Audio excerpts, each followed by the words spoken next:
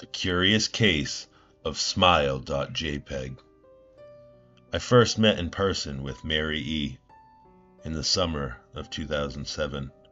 I had arranged her with her husband of 15 years, Terrence, to see her for an interview. Mary had initially agreed, since I was not a newsman, but rather an amateur writer gathering information for a few early college assignments and, if all went according to plan, some pieces of fiction. We scheduled our interview for a particular weekend when I was in Chicago on unrelated business. But at the last moment, Mary changed her mind and locked herself in the couple's bedroom, refusing to meet with me. For a half an hour, I sat with Terrence as we camped outside the bedroom door. I, listening and taking notes while he attempted fruitlessly to calm his wife. The things Mary said made little sense, but fit into a pattern I was expecting. Though I could not see her, I could tell from her voice that she was crying, and more often than not her objections to speaking with me centered around an incoherent diatribe of her dreams, her nightmares. Terrence apologized profusely when we ceased the exercise, and I did my best to take it in stride.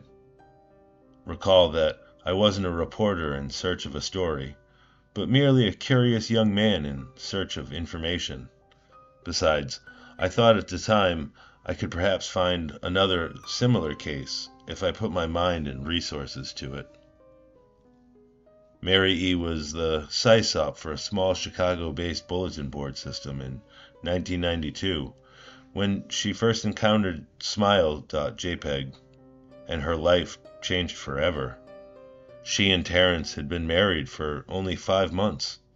Mary was one of an estimated 400 people who saw the image when it was posted as a hyperlink on the BBS, though she is the only one who has spoken openly about the experience.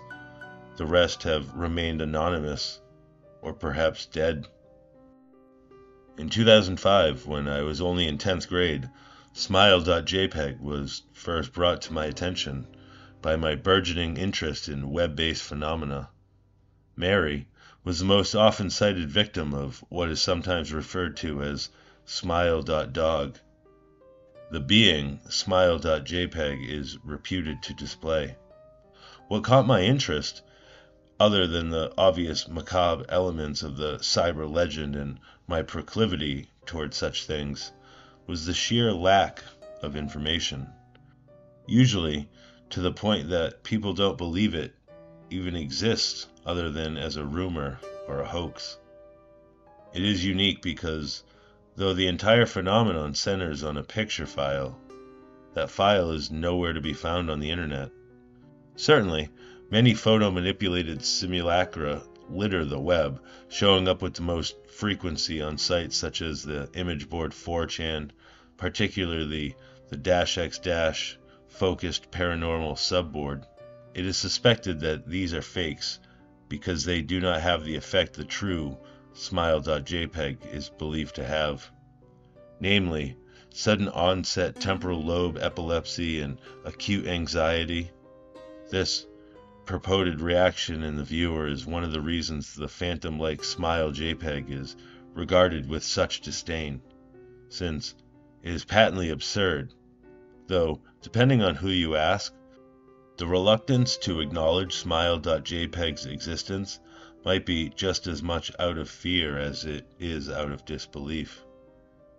Neither Smile.jpg nor Smile.dog is mentioned anywhere on Wikipedia, though the website features articles on such other, perhaps more scandalous shock sites such as Gotsy, Hello.jpg, or Two Girls One Cup. Any attempt to create a page pertaining to Smile.jpg is summarily deleted by any of the encyclopedia's many admins. Encounters with Smile.jpg are the stuff of internet legend. Mary E.'s story is not unique. There are unverified rumors of Smile.jpg, showing up in the early days of Usenet, and even one persistent tale in 2002 a hacker flooded the forums of humor and satire websites. Something awful with a deluge of Smile.dog pictures, rendering most of the forum's users at the time epileptic. It was also said that in the mid to late 90s that Smile.jpg circulated on Usenet and as an attachment of a chain email with the subject like, "Smile, God loves you." Yet, despite the huge exposure these stunts would generate, there are very few people who admit to having experienced any of them, and no trace of the file or any link has ever been discovered. Those who claim to have seen Smile.jpg often weakly joke that they were far too busy to save a copy of the picture to their hard drive. However, all alleged victims offer the same description of the photo: a dog-like creature, usually described as appearing similar to a Siberian husky, illuminated by the flash of the camera, sits in a dim room, the only background detail visible being a human hand extending from the darkness near the left side of the frame. The hand is empty, but is usually described as beckoning. Of course, most attention is given to the dog or dog creature, as some victims are more certain than others about what they claim to have seen. The muzzle of the beast is reputably split in a wide grin, revealing 2 rows of very white, very straight, very sharp, and very human-looking teeth.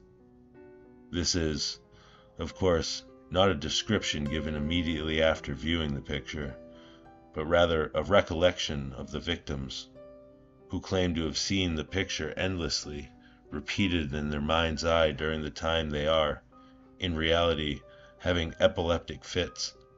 These fits are reported to continue indeterminately, often while the victims sleep, resulting in very vivid and disturbing nightmares.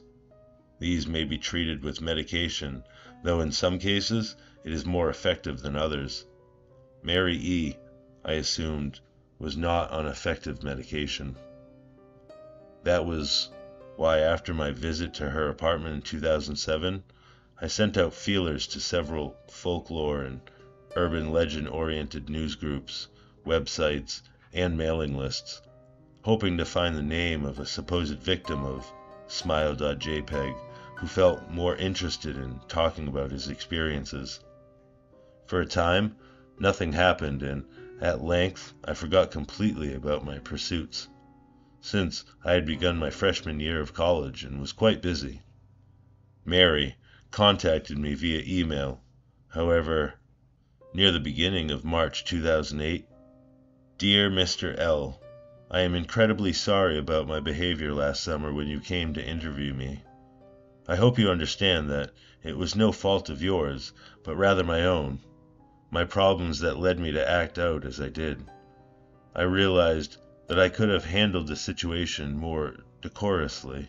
However, I hope you will forgive me. At the time, I was afraid. You see, for 15 years I have been haunted by Smile.jpg. Smile.dog comes to me in my sleep every night. I know that sounds silly, but it is true. There is an ineffable quality about my dreams, my nightmares, that makes them completely like any real dreams I have ever had.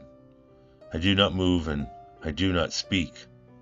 I simply look ahead, and the only thing ahead of me is the scene from that horrible picture. I see the beckoning hand, and I see the Smile.dog. It talks to me. I thought for a long time about my options. I could show it to a stranger, a coworker. I could even show it to Terrence, as much as the idea disgusted me. And what would happen then? Well, if Smile.dog kept its word, I could sleep. Yet, if it lied, what would I do? And who was to say something worse would not come for me if I did as the creature asked? So I did nothing, for 15 years, though I kept the diskette hidden amongst my things. Every night for 15 years, Smile.dog has come to me in my sleep and demanded that I spread the word. For 15 years, I have stood strong, though there have been hard times. Many of my fellow victims on the BBS board where I first encountered Smile.jpg, stopped posting. I heard some of them committed suicide, others remained completely silent, simply disappearing off the face of the web. They are the ones I worry about the most. I sincerely hope you will forgive me, Mr. L. But last summer when you contacted me and my husband about an interview, I was near the breaking point. I did not care if Smile.dog was lying or not. I wanted it to end. You were a stranger, someone I had no connection with, and I thought I would not feel sorrow when you took the diskette as part of your research and sealed your fate. Before you arrived, I realized what I was doing. I was plotting to ruin your life. I could not stand the thought, and in fact, I still cannot. I am ashamed, Mr. L, and I hope that this warning will dissuade you from further investigation of Smile.jpg. You may, in time, encounter someone who is, if not weaker than I, then wholly more depraved, someone who will not hesitate to follow Smile.dog's orders. Stop while you are still whole. Sincerely, Mary E. Terrence contacted me later that month with the news that his wife had killed herself.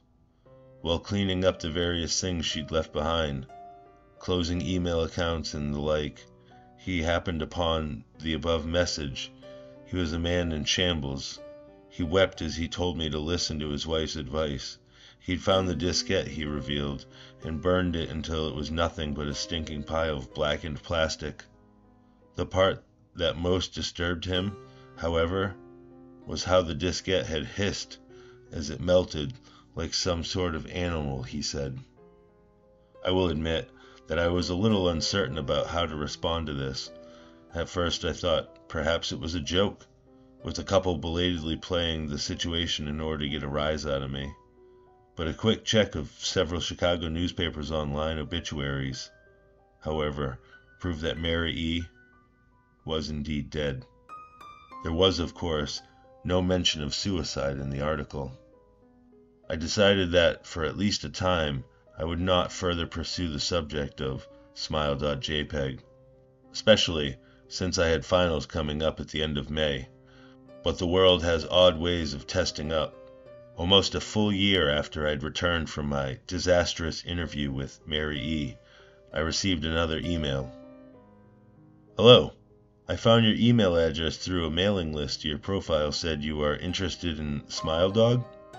I have saw it. It is not as bad as everyone says. I have sent it to you here, just spreading the word. The final line chilled me to the bone. According to my email client, there was one file attachment called, naturally, Smile.jpg. I considered downloading it for some time. It was most likely a fake, I imagined, and even if it weren't, I was never wholly convinced of Smile.jpg's peculiar powers. Mary E.'s account had shaken me, yes, but she was probably mentally unbalanced anyway. After all, how could a single image do what Smile.jpg was said to accomplish? What sort of creature was it that could break one's mind with only the power of the eye? And, if such things were patently absurd, then why did the legend exist at all? If I had downloaded the image, if I looked at it, and if Mary turned out to be correct, if Smile.dog came to me in all my dreams demanding I spread the word, what would I do? Would I live my life as Mary had, fighting against the urge to give in until I died? Or would I simply spread the word, eager to be put to rest? And if I chose the latter route, how could I do it? Whom would I burden in turn? If I went through with my earlier intention to write a short article about Smile.jpg, I decided I could attach it as evidence, and anyone who read the article, anyone who took interest, would be affected. And even, assuming the Smile.jpg attached to the email was genuine, would I be capricious enough to save myself in the manner?